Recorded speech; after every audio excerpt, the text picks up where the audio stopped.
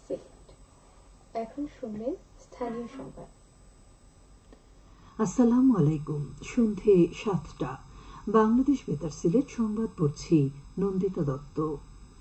সরকারের আশ্রয়ন প্রকল্পের মাধ্যমে ঈদের আগেই মাথা গোঁজার ঠাঁই পাচ্ছেন সিলেটের ৪ উপজেলার ১৩৮ জন ভূমিহীন গৃহহীন পরিবার।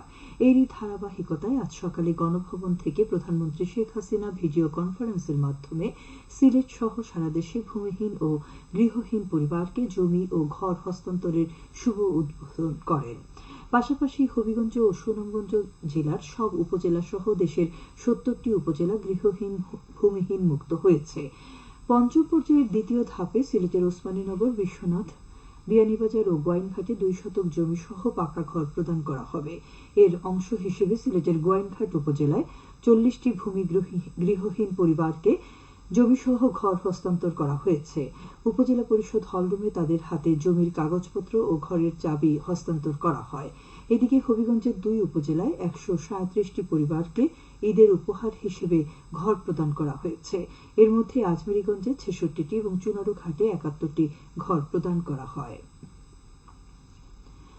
বিশ্ব শিশুশ্রম প্রতিরোধ দিবস আগামীকাল। ২০০২ সালে সর্বপ্রথম দিবসটি পালন করা শুরু করে ইন্টারন্যাশনাল লেবার অর্গানাইজেশন। শিশু শ্রমের কারণে বাচ্চাদের দুর্দশার কথা তুলে ধরাই ছিল তাদের উদ্দেশ্য। এবছর দিবসটির বৈশ্বিক প্রতিশ্রুতি অনুযায়ী কাজ করি, শিশুশ্রম বন্ধ করি। দিনটি পালনে শিশু ও শ্রমিকদের সংগঠনগুলো বিভিন্ন কর্মসূচি পালন করবে। এ উপলক্ষে রাষ্ট্রপতি মোহাম্মদ শাহাবুদ্দিন এবং প্রধানমন্ত্রী শেখ হাসিনা পৃথক বাণী দিয়েছেন। দিবসটি উপলক্ষে সারা দেশের মতো সিলেটেও আগামীকাল নানা কর্মসূচির আয়োজন করা হয়েছে। কর্মসূচির মধ্যে রয়েছে র্যালি, আলোচনা সভা ও সচেতনতামূলক প্রচারণা। সিলেট সদর উপজেলা ও সিটি কর্পোরেশন এলাকায় ঝুঁকিপূর্ণ টিলা চিহ্নিত করে লাল পতাকা টাঙানো হয়েছে আজ। একই সঙ্গে মাইকিং করে সতর্কবার্তা প্রচার করে মানুষকে সচেতন করা হয়। ক্ষয়ক্ষতি এড়াতে টিলা থেকে নিরাপদ দূরত্বে অবস্থান করার জন্য এ সময় সকলকে অনুরোধ করা হয়। জেলা প্রশাসনের উদ্যোগে এই কার্যক্রম পরিচালিত হয়। এদিকে সিলেটে টিলা ধসের ঘটনাস্থল পরিদর্শন করেছেন সাবেক পররাষ্ট্রমন্ত্রী ড এ.কে. আব্দুল মোমেন এমপি ও সিটি মেয়র মোহাম্মদ আনোয়ারুজ্জামান চৌধুরী। আজ দুপুরে তারা ঘটনাস্থল পরিদর্শন করেন। পরিদর্শনকালে ড এ.কে. আব্দুল মোমেন বলেন, টিলা ধসের মতো অনাকাঙ্ক্ষিত ঘটনা এড়াতে সচেতন হতে হবে। এ সময় টিলা ধসের ঘটনায় নিহতদের পরিবার এবং আহতদের চিকিৎসার জন্য আর্থিক ও ত্রাণ সহায়তা করা হয়।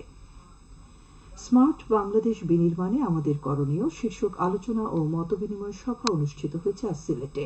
নগরের সরকারি মহিলা কলেজে অনুষ্ঠিত সভায় প্রধান অতিথি ছিলেন সিলেট রেঞ্জের ডিআইজি শাহ মিজান শাফিউর রহমান।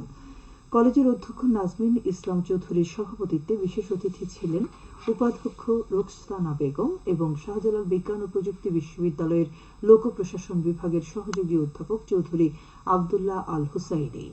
মূল প্রবন্ধ উপস্থাপন করেন জেলা তথ্য অফিসের উপপরিচালক মোহাম্মদ সালাউদ্দিন। জেলা তথ্য অফিসের আয়োজন করে। ভূমি সেবা সপ্তাহ উপলক্ষে স্মার্ট বাংলাদেশের স্মার্ট নাগরিকদের স্মার্ট ভূমি সেবা সম্পর্কে অবহিতকরণ সভা অনুষ্ঠিত হয়েছে আজ সিলেটের গোলাপগঞ্জে। সরকারি এমসি একাডেমিতে আয়োজিত সভায় নামজারি, অনলাইন আবেদনের মাধ্যমে ডাকযোগে খতিয়ান প্রাপ্তি, অনলাইন ভূমি উন্নয়ন কর আদায়ের প্রক্রিয়া সহ অনলাইন ভূমি সেবা সম্পর্কিত সকল সেবা সম্পর্কে শিক্ষার্থীদের অবহিত করা হয়। উপজেলা প্রশাসন এই উদ্যোগ নেয়। স্থানীয় সম্পদ আহরণ ও বাজেট ব্যবস্থাপনা বিষয়ক দুদিনব্যাপী প্রশিক্ষণ শুরু হয়েছে আজ মৌলভীবাজারের কমলগঞ্জ উপজেলা পরিষদে। উপজেলার 9টি ইউনিয়ন পরিষদের চেয়ারম্যান, মেম্বার, সচিব ও হিসাব সহকারীগণ অংশ নেন। উপজেলা প্রশাসন এই উদ্যোগ নেয়। ডিজিটাল বাংলাদেশ গড়ার লক্ষ্যে উঠান বৈঠক অনুষ্ঠিত হয়েছে আজ মৌলভীবাজারের কমলগঞ্জ উপজেলার শমশেরনগর ইউনিয়নের সতীঝিরঘাও গ্রামে। বৈঠকে নারীর স্বাস্থ্য, স্যানিটেশন, মাদকাসক্ত রোধ সহ বিভিন্ন সমস্যার সমাধান ও ব্যবস্থা, সর্বজনীন পেনশন স্কিম, নারী উদ্যোক্তা বিষয়ে আলোচনা করা হয়। এ সময় তথ্য আপা সহ শতাধিক নারী উপকারভোগী উপস্থিত ছিলেন। তথ্য অফিস এর আয়োজন করে। খেলার খবর দাবা। সুনামগঞ্জের দক্ষিণ ছাতক উপজেলায় 12তম রেটিং দাবা প্রতিযোগিতা আজ থেকে শুরু হয়েছে। 5 দিনব্যাপী প্রতিযোগিতায় স্থানীয় স্কুল ও কলেজের 42 জন দাবাড়ু অংশ নিচ্ছেন। সবশেষে আবহাওয়া। রাত 1টা পর্যন্ত বলা হয়েছে সিলেট সহ পার্শ্ববর্তী এলাকার জন্য কোনো সতর্কবাণী নেই এবং কোনো সতর্কতা সংকেত দেখাতে হবে না। আজ সিলেটের সর্বোচ্চ তাপমাত্রা ছিল 33.7 ডিগ্রি এবং সর্বনিম্ন 26 ডিগ্রি সেলসিয়াস।